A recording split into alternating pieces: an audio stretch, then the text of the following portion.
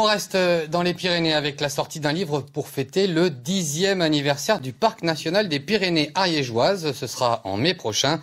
Un ouvrage qui aurait pu mettre en avant les magnifiques paysages du secteur, mais qui finalement rend hommage aux hommes et aux femmes qui le font vivre au quotidien. Rencontre avec 3 d'entre eux grâce à Geoffrey Berg et Pascal Dussol. Les montagnes des Pyrénées ariégeoises, David les connaît comme sa poche. Depuis 10 ans, cet ancien militaire qui a créé sa structure fait découvrir aux touristes ces sentiers qu'il aime tant. Je propose des randonnées, des stages trail et des trail voyages sur le territoire des Pyrénées ariégeoises et je m'appuie sur l'histoire locale et les paysages naturels. Son activité est bénéfique pour le patrimoine sauvage, mais aussi pour le réseau du parc, notamment les restaurateurs et les aubergistes. Je propose donc des pique-niques et je m'appuie donc sur les pique-niques du terroir, du parc.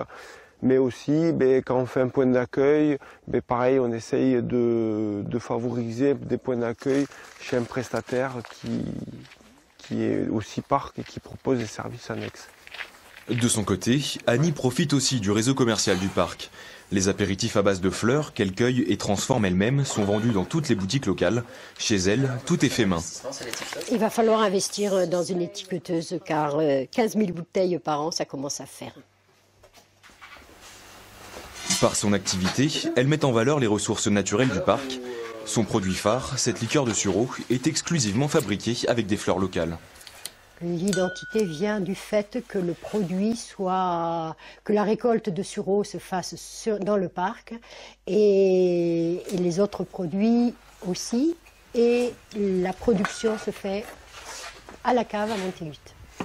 Par leur activité, chacun de ces professionnels contribue au rayonnement du parc. Christelle est éleveuse de bovins depuis 2011. Elle est reconnue pour la qualité de sa viande et pour sa démarche qui s'inscrit dans une logique éco-responsable. J'ai une toute petite exploitation que je mène sans pesticides, sans amendements chimiques. Et c'est tout à fait possible. Il n'y a aucun traitement non plus sur les animaux.